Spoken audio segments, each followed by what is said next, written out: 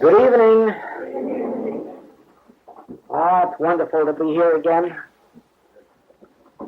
It really is. It's something we look forward to more and more each year. It seems also more difficult to stay away each year. But the work is unfolding here in England beautifully, and it's a joy to watch it. It's a joy to have the experience with those students whose progress is so evident. For this reason, I'm particularly glad that just we are here together tonight.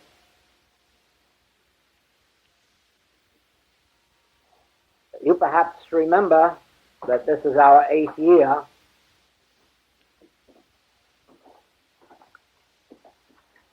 And that is 8th year of our work in England. And probably all of you in this room have been with us nearly all of that time. And so by now you are able to know to what degree the infinite way is molding your lives or changing your lives or improving them. Only you can look back on these years and know whether or not you are deriving from your study and meditation that which you had hoped for. Each one of us who comes to a religious teaching or spiritual teaching has some goal in mind, something that we are seeking. Perhaps in our earlier years, when we were starting in some metaphysical study, we had in mind only the gaining of health, or the gaining of supply, or the gaining of companionship, or some other human demonstration. And this was a legitimate reason for our coming to a study. It was an acknowledgement that our old religions, if we had any, or our lack of religion, those of us who had none, that all of these had failed us, that they had not met our need, and therefore we were looking in radically new directions. And anyone who came out of orthodoxy into any of the metaphysical teachings was most certainly looking in radical, strange fields for their good. And those who came out of backgrounds of no religious conviction were perhaps equally in strange fields. Many of us found in our metaphysical study healings of one nature or another, physical or mental or moral or financial, or human relationships or companionships or home, and then found that even after we had made our so-called demonstration, that we still were not at peace, were not happy, were not content. We had not found that for which every individual in the world is seeking, even when they do not know it. And it is for this reason that we kept searching and kept going from one teaching to another. And then, as in the case with us, we found our way in the study and practice of the infinite way. So the question comes after these years, what was my goal when I came to this study? And to what extent am I being fulfilled? To what extent is it meeting my need? Have I come to a place in my experience where I know that this is the way for me beyond all question, when I can burn all of the bridges behind me?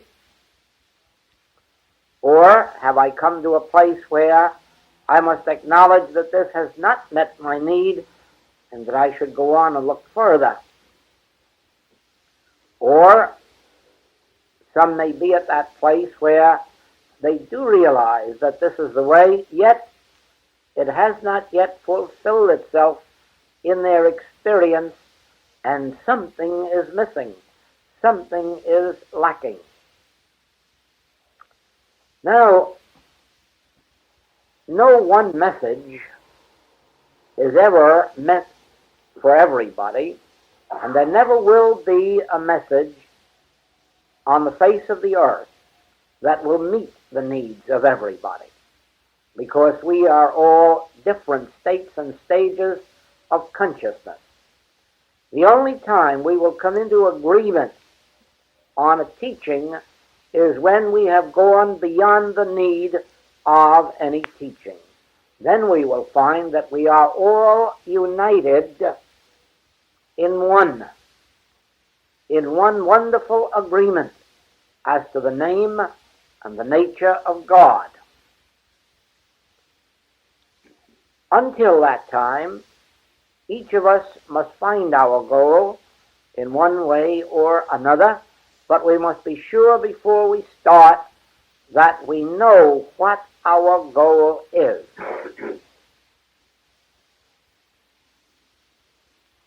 By now, you realize that the nature of this message is that we are seeking spiritual illumination, that we are seeking the realization or the attainment of the fourth dimension of life. That is our particular goal. We are not seeking health. We are not seeking supply. We are not seeking better business or the sale of property.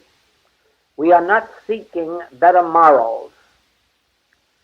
We are seeking the kingdom of God, the realm or the realization of spiritual being. The longer we search and the harder we search, the greater degree of harmony will come into our experience. The physical harmonies and the mental and the moral and the financial and the human relationships. But these are not the goal.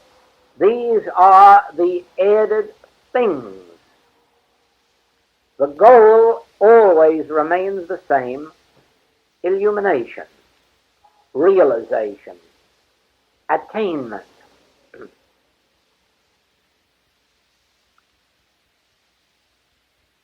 When this message was first presented, the manuscript of the book, The Infinite Way, was considered so radical that no publisher would publish it. It was considered too idealistic and too impractical. Since that time, as you know, it has been published in many languages and by some of our very best of publishers in the United States and England, Holland, Germany, Switzerland, and this year, starting in Japan, of all places, Japan right now.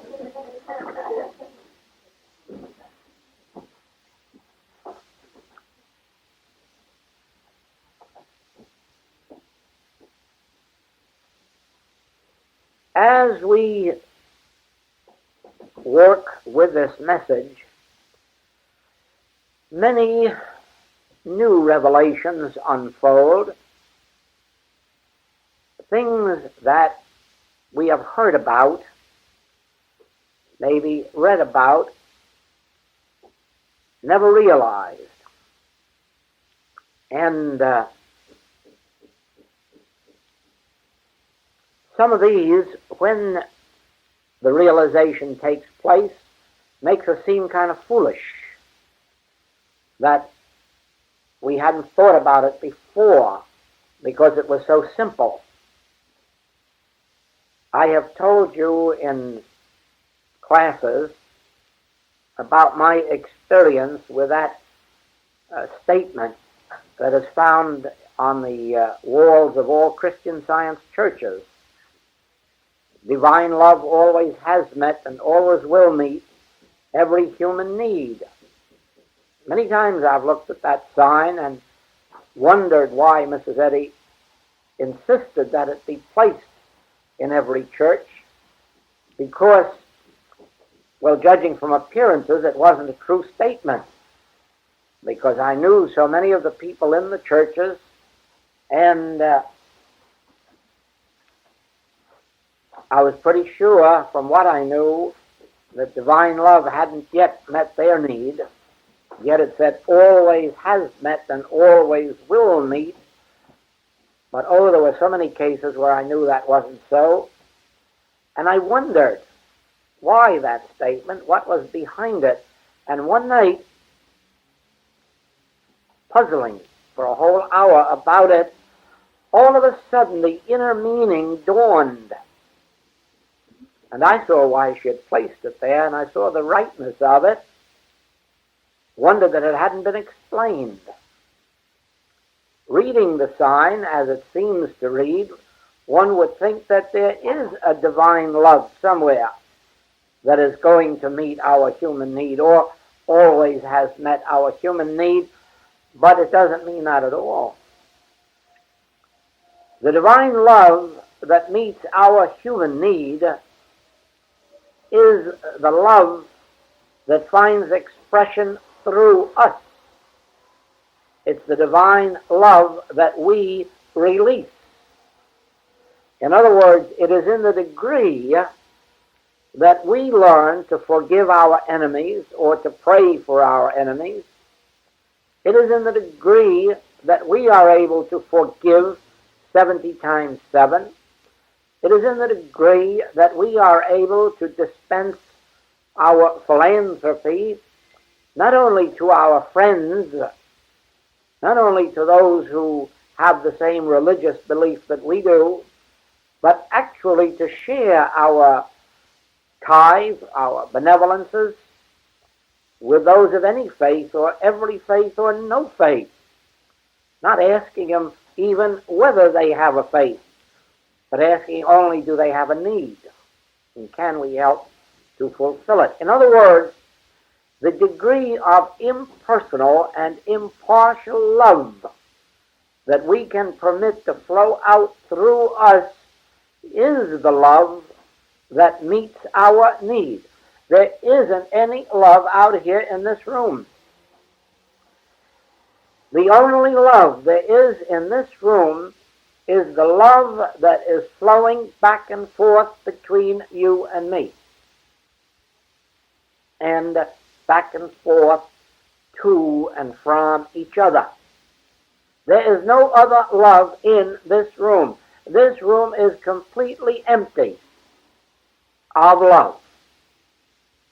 It is only the love that finds expression through us that fills this room. In the same way, there isn't an iota of hate in this room, but that doesn't mean that the next group that comes in here cannot jump at each other's throat, because it will depend upon what they bring into the room. They are not going to find anything here.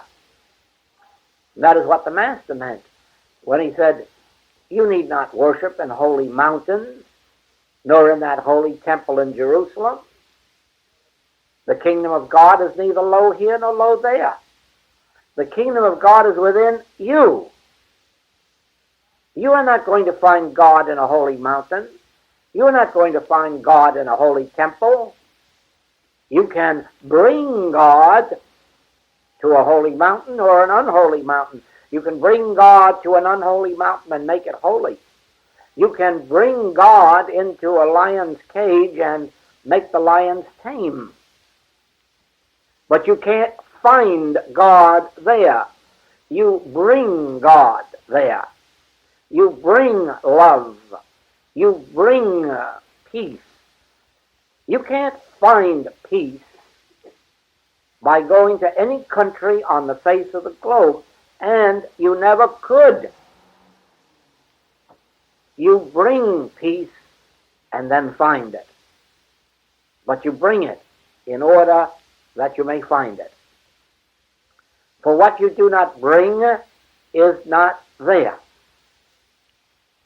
So it is that just recently I have had an unfoldment on something that makes me feel rather ashamed to admit, because I should have known it several hundred years ago. But I will admit to you that I have wondered for a great many years about this statement that love is the healer.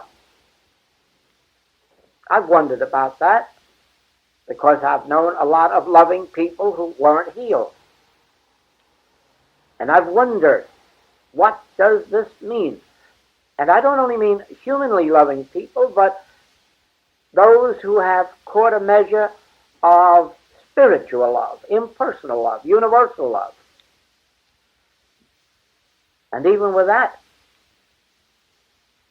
healings have not taken place.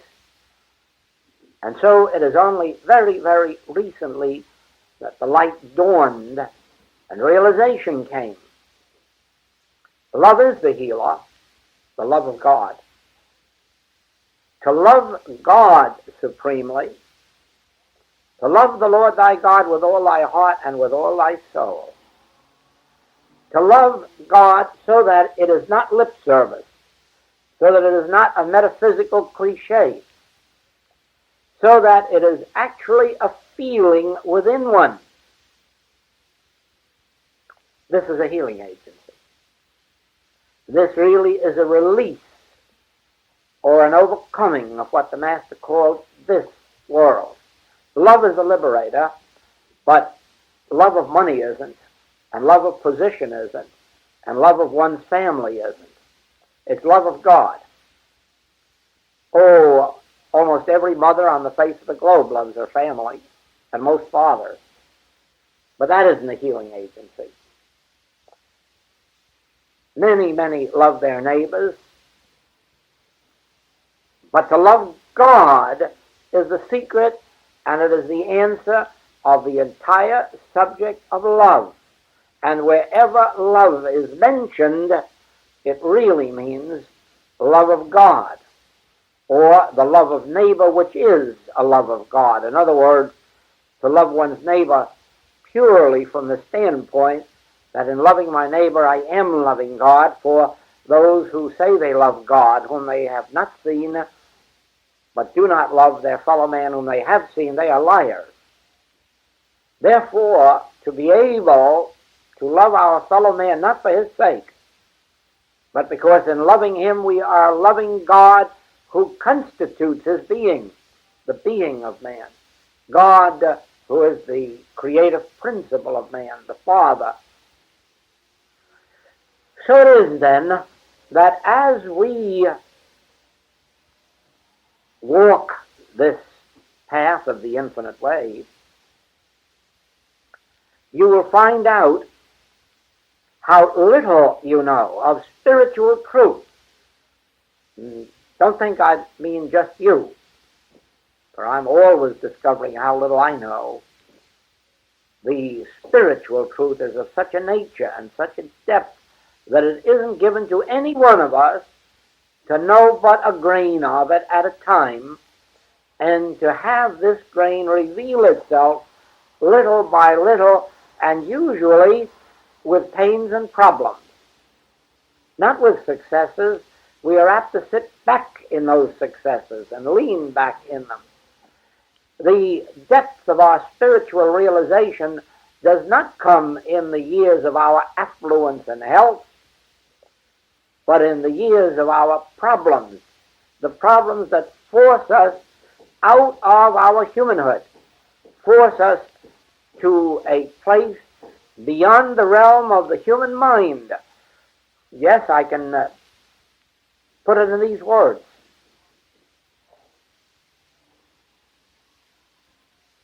Everyone believes that they have some knowledge of God. And as long as they believe that, they have no knowledge of God. They are devoid of knowledge of God as long as there is a trace of belief that they have some knowledge of God. No one has even caught the first glimpse of God until they have reached that point in which they recognize that any bit of knowledge they ever had was wrong, and necessarily had to be wrong, because whatever their knowledge was represented only a concept that someone had passed on to them, or a concept they formed by reading something, an image in their own mind. In other words, anytime we believe we understand God, it means we have an image of God that we have created. And so we've fallen in love with our own image, the image that we created. Not knowing sometimes we've created a monster, even when we call it God. You see, it is not possible with the human mind to know God. It is not possible to entertain a concept of God that is correct. We can know something of the nature of God, as when John says that God is love. That is not knowing God, remember. That is merely knowing the nature of God. In other words, when we say God is love, we are also saying that God does not create sin, or God does not create disease, or God never created death. When we say God is love, we are at the same time saying that God is not responsible for any of the ills that exist on the face of the earth. They are entirely man-made. This is not knowing God. This is merely knowing something of the nature of God. And we can know that because it is revealed to us. And it has been revealed to us through the mystics of all ages that God has never created a disease of any name or nature on the face of the globe.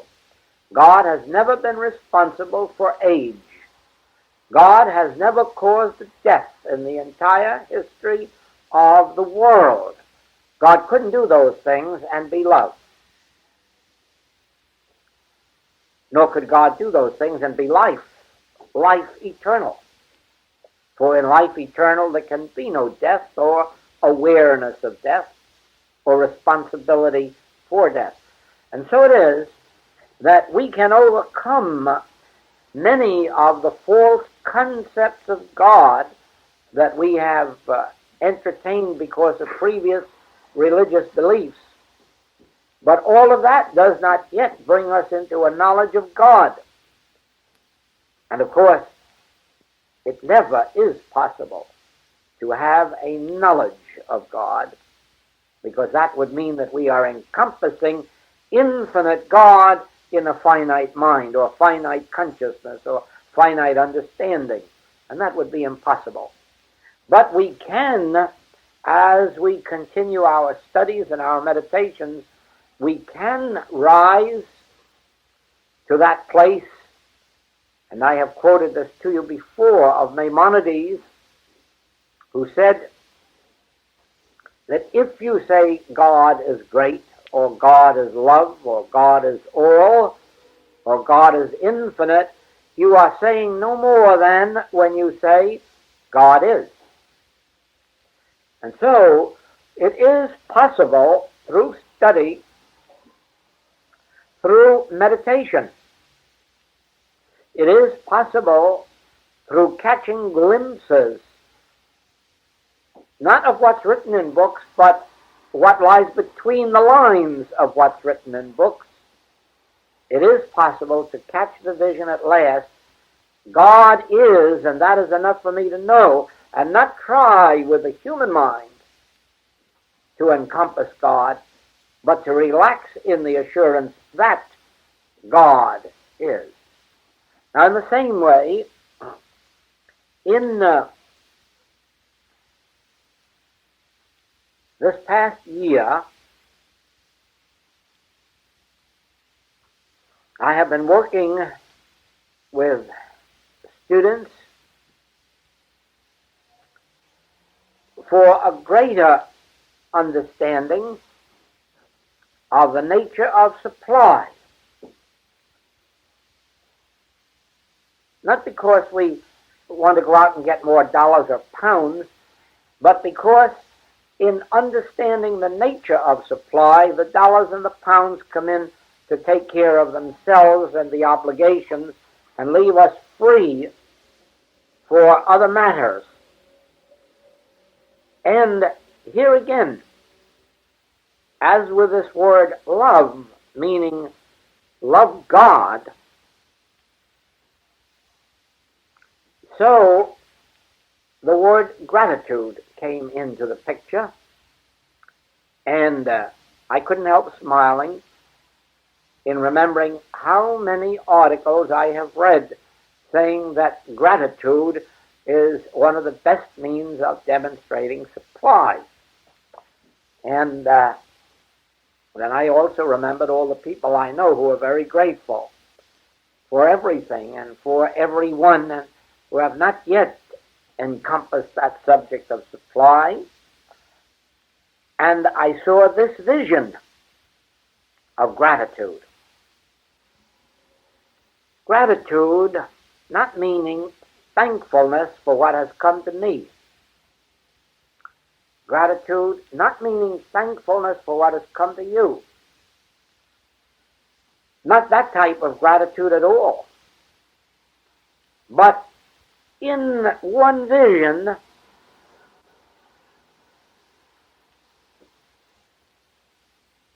looking out of the window, I saw the leaves and the fruit on the trees,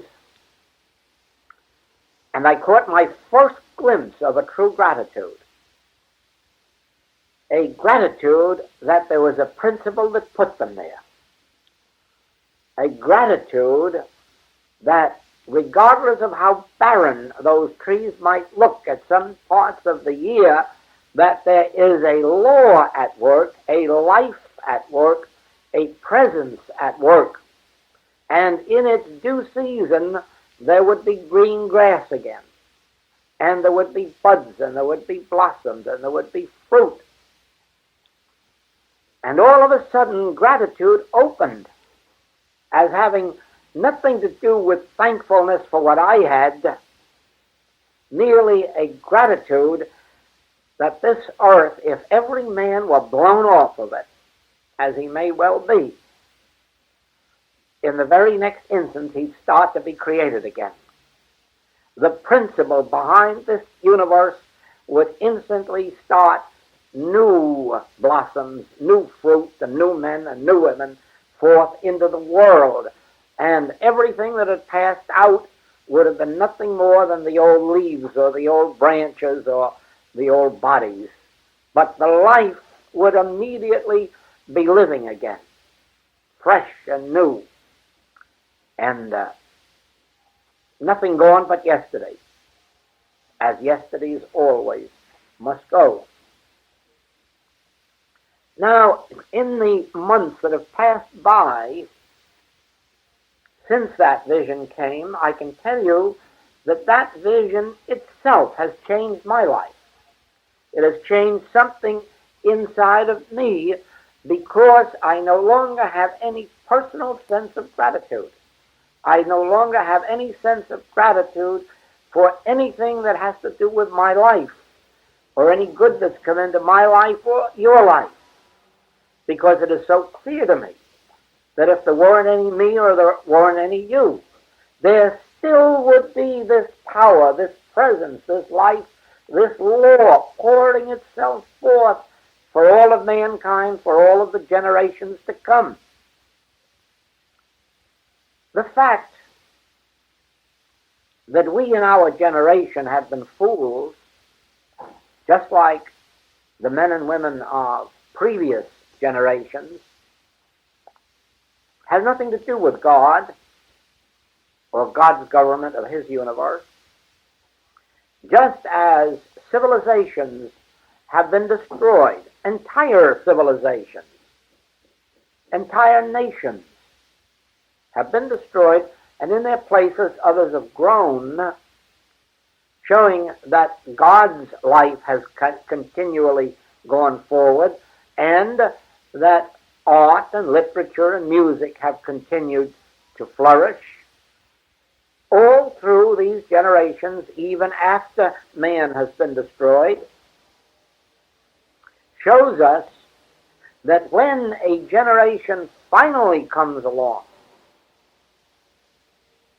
steeped in spiritual wisdom, there will no longer be any need for nations to be wiped out, for civilizations to be wiped out. And those who can read history objectively can see where we ourselves have been responsible for the very conditions that today threaten to wreck another civilization and another group of nations. And I don't know how anyone could be advanced at all in spiritual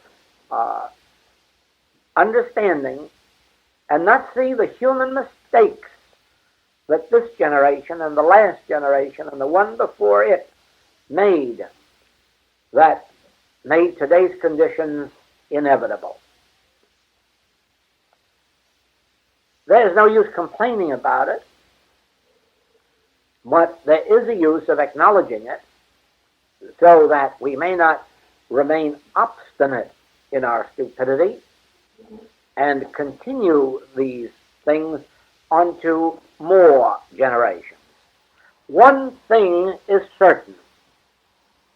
The basic cause of all the evil in the world has been that in our generations, back for a couple of thousand years, God has only entered into the picture as some kind of a supreme St. Nicholas, Santa Claus, to whom we go for things,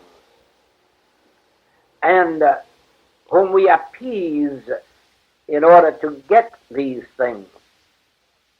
Whether we go to temple on Saturday or church on Sunday, or whether we don't eat meat on Friday or abstain from meat altogether, the main purpose of it all has been appeasing God, to gain God's favor, to gain God's grace for the purpose of getting. So it has been that even in our more enlightened metaphysical and spiritual life, we have thought of God as a means to an end. Through God I will get my health or my supply or my peace. Through God I will get. And of course that has been the barrier to our getting it. Not realizing that God is not a super parent that is sitting around with a box of chocolates withholding it. God is not a super being with a sack full of toys that in some way we can coerce away from Him.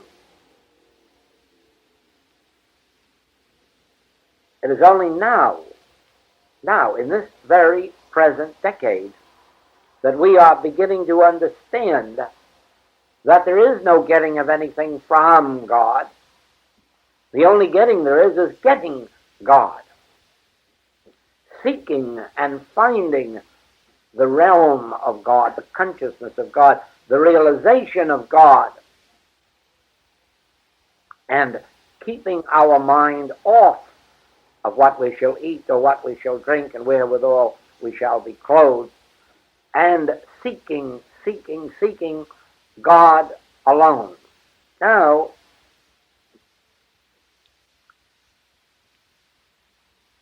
I say this not in any sense of blaming any of us. Do not forget that we have been mistaught. these thousands of years. These false teachings have been handed to us, and as a rule, when we were children and had no thinking capacity, and along with those teachings, we were also taught not to doubt them or we might end up in hell. And therefore, even the privilege of thinking was taken away from us. Now, the privilege of thinking is being restored to us. And we are being told that you can even doubt anything or everything you ever knew, until you begin to have revelations of your own, not based on what somebody told you, but based on what experience brought you from within your own being.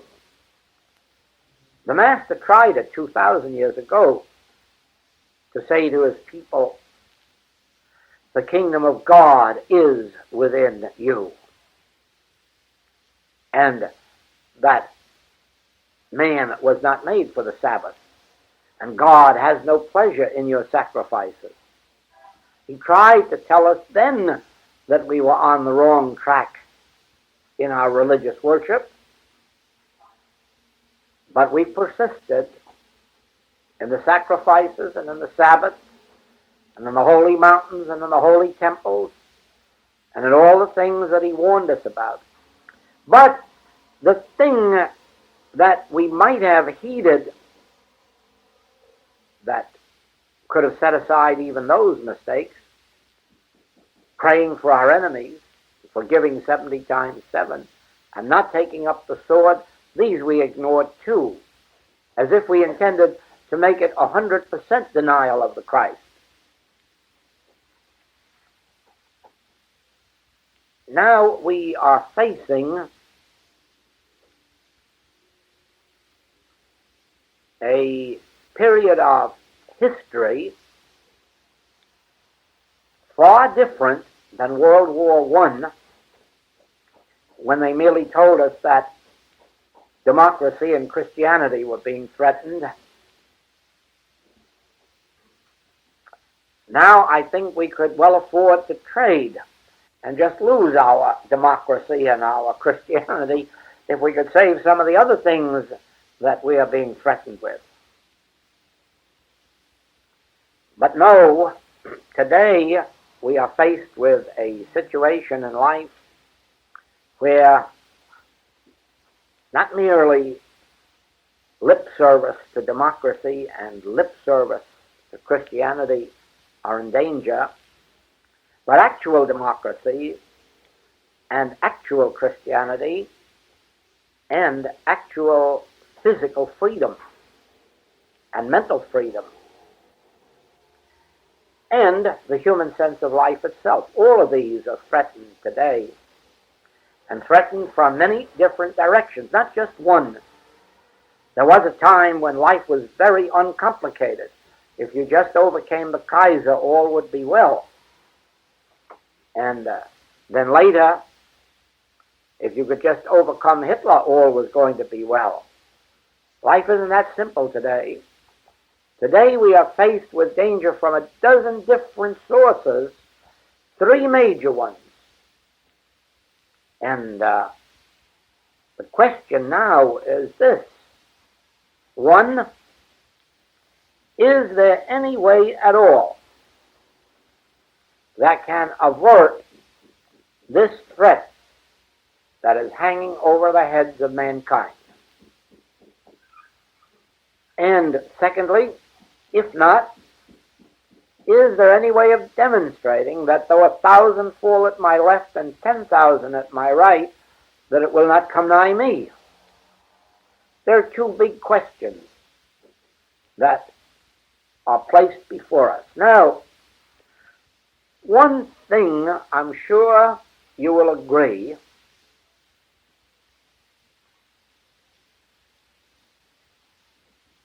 there isn't any use of looking for any greater forces and powers than we already have. There's no use searching around for something stronger than the atomic bomb or the nuclear fission or the long-distance missiles. There's no use looking for greater powers than other countries have. I think we can all agree that every country has all of the great powers. We're pretty equal in that. And that it really would make no difference which one threw it. The end would be the same for all of us. So the answer doesn't lie in idly dreaming or even scientifically dreaming up a new power greater than nuclear power. Therefore, I think that with us it can be agreed that power isn't the answer. And so we can turn to the next thing. If power isn't the answer, what is?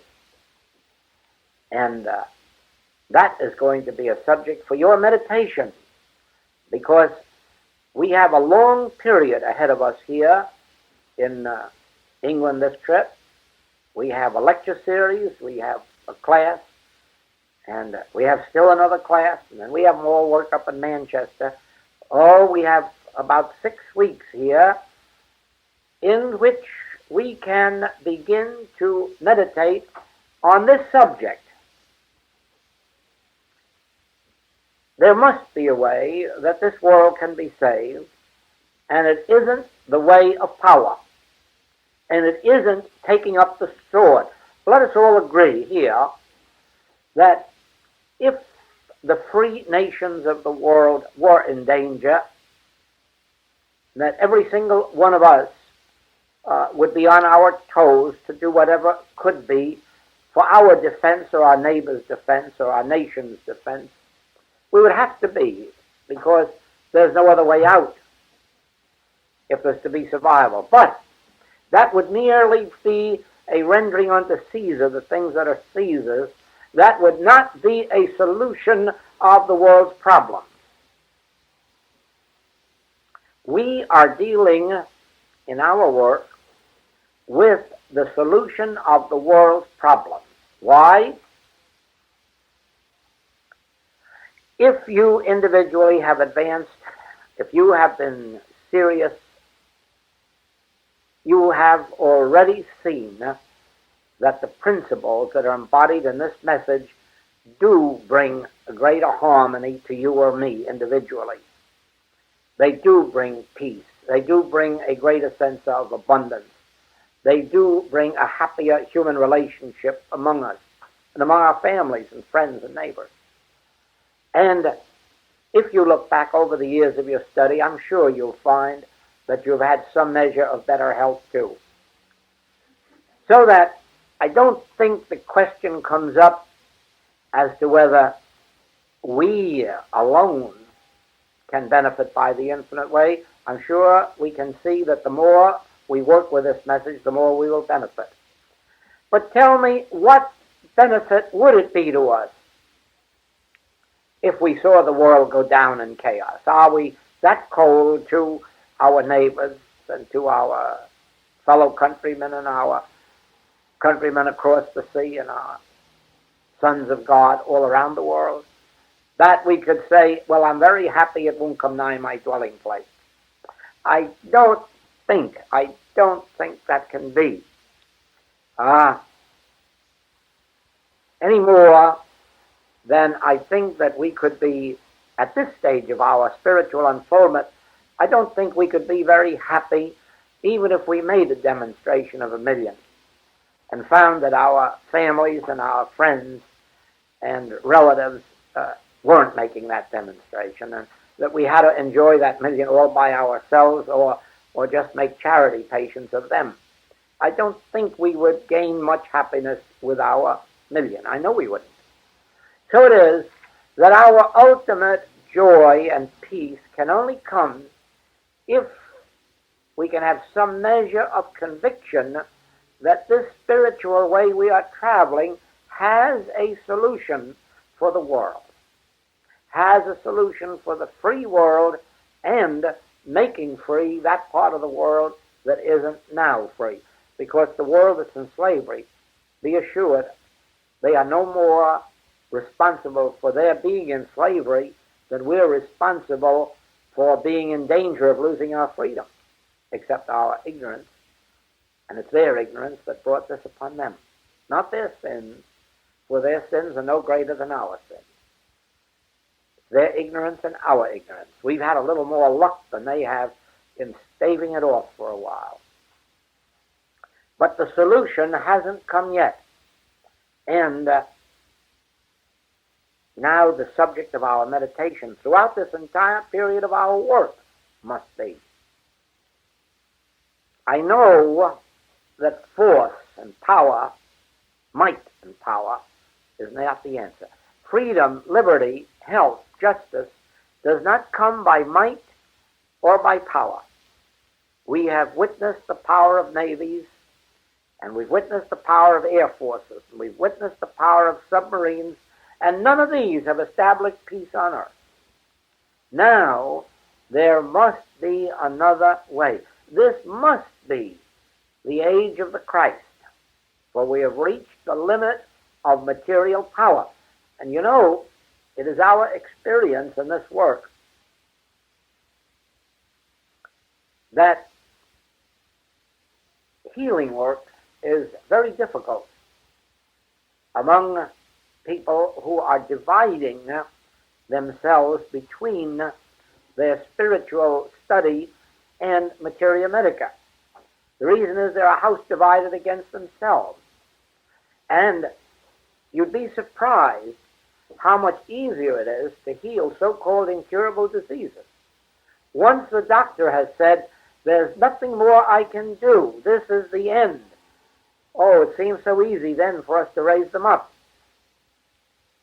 Because there is no longer a divided thought, a divided household. There's no longer a holding on to a piece of matter and hoping that God will do something. There comes in that last moment a complete release from all material remedies and a sort of final, oh God, it's now or never. And usually it's now. Well, so it is. As long as there was hope that the world could find an atomic bomb or a hydrogen bomb or a long-distance missile, there was always hope. As long as there was a hope that we could keep our secret secret, there was hope. But all of this is taken from us now. All of this. We know now that for every ounce of material power that we have, the so-called enemy also has it. And we know something alarming, that while we have gone too far in civilization ever to use it, they haven't. That's something to think about. So that this is the day when your materia power man must say to you, we've done everything for you, and nothing more can be done for you humanly or with power. And now do you have something else beyond power? If you read your 4 Gospels, you'll quickly see that there is something that is beyond power. Something that is not power at all, and yet nullifies power. It is not itself power. There is no such thing as God power, no such thing as Christ power, no such thing as spiritual power. For Christ is not power, Christ is being. God is not power, God is love. God is not power, God is life. And in these coming weeks, the entire subject of every day and of every night is going to point us to the realization of that which is not power, but dissolves power, and makes power of none effect, as the Master standing before Pilate.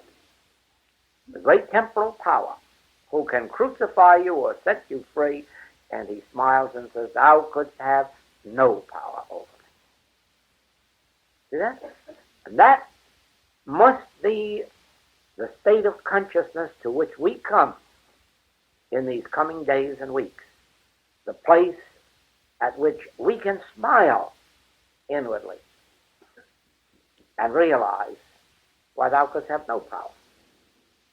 There is no power apart from life eternal perpetuating itself.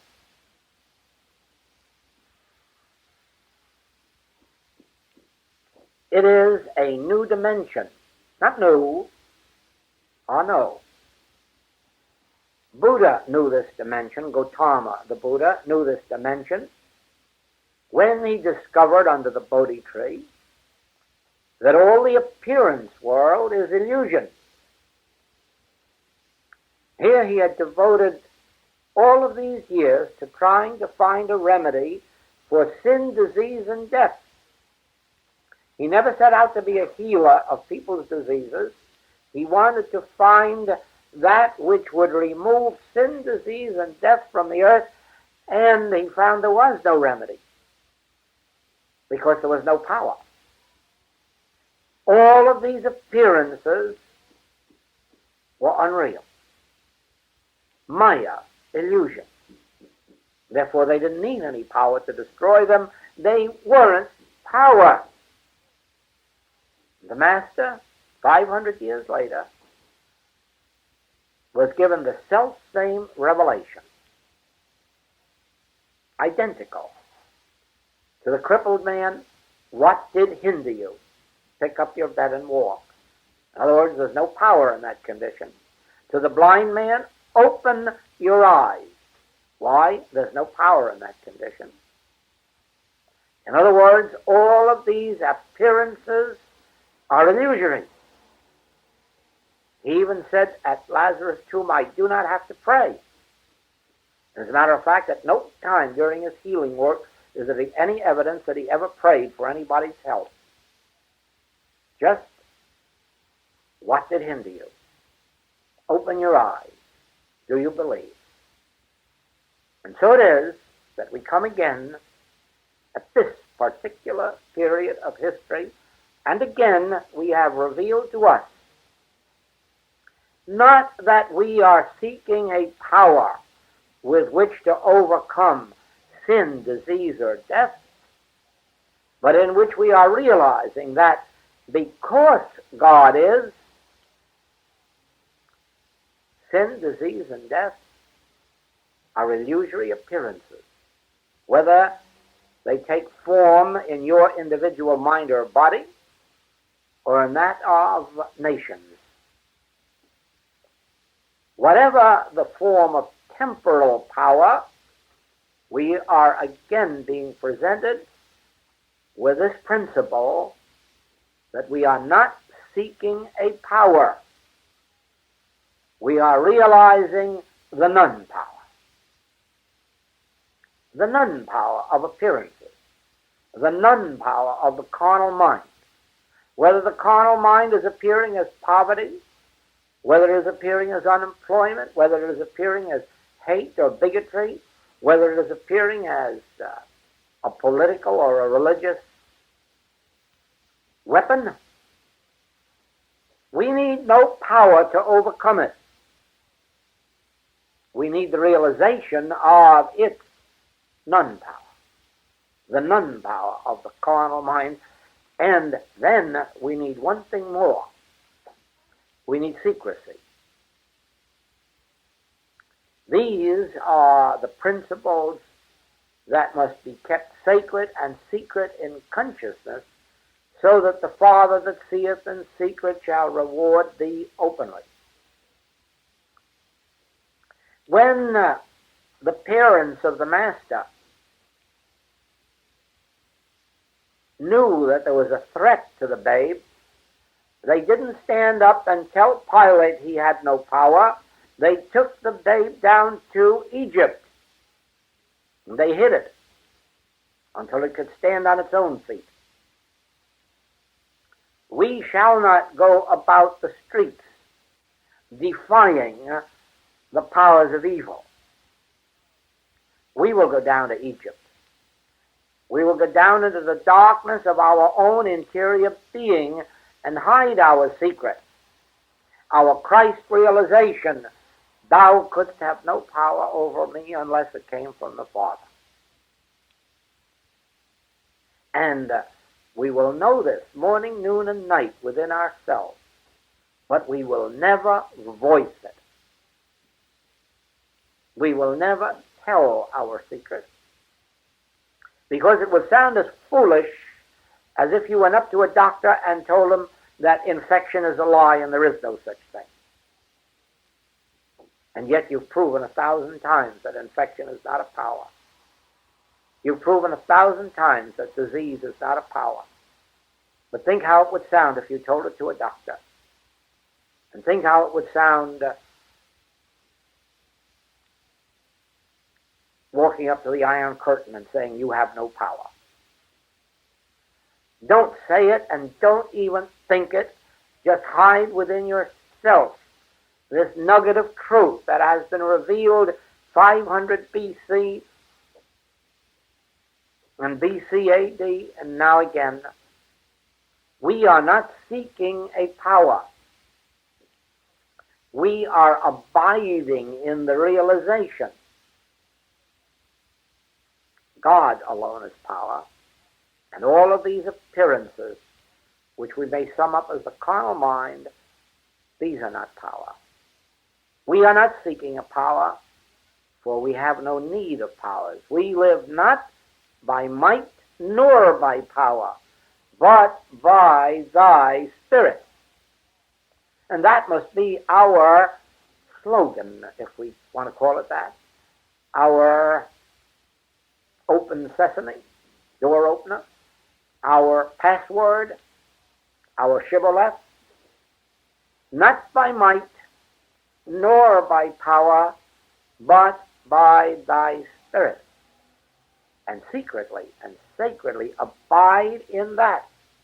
The Lord that seeth in secret, the Father that seeth in secret, will reward us openly. And all of our practitioners know that that is the only way in which they accomplish healing. Not by might, nor by power. Not by strong statements of truth, but by the realization of truth. That the evils of this world, which constitute the carnal mind, are not power.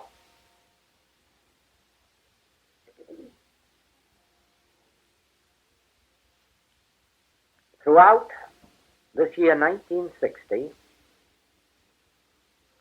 you will find in our classwork a different note than 1959. When we were sent home from Holland in 1958 and told to wait, the message that finally came was, take to the students the principles of the infinite way, these specific principles which constitute the infinite way, and see that they study them, practice them, and develop the consciousness of them. And then it was told, work with these principles for 9 months with the students, and then go on to transcendental consciousness. And you will find that beginning with our Chicago work, you have been living and moving in transcendental consciousness. And transcendental consciousness means that consciousness which does not use might or power. It is the gentle Christ that resists not evil, that puts up the sword and says, not by might nor by power, but by my Spirit, and then rests in that word. That's our program for all of our stay in England. Thank you.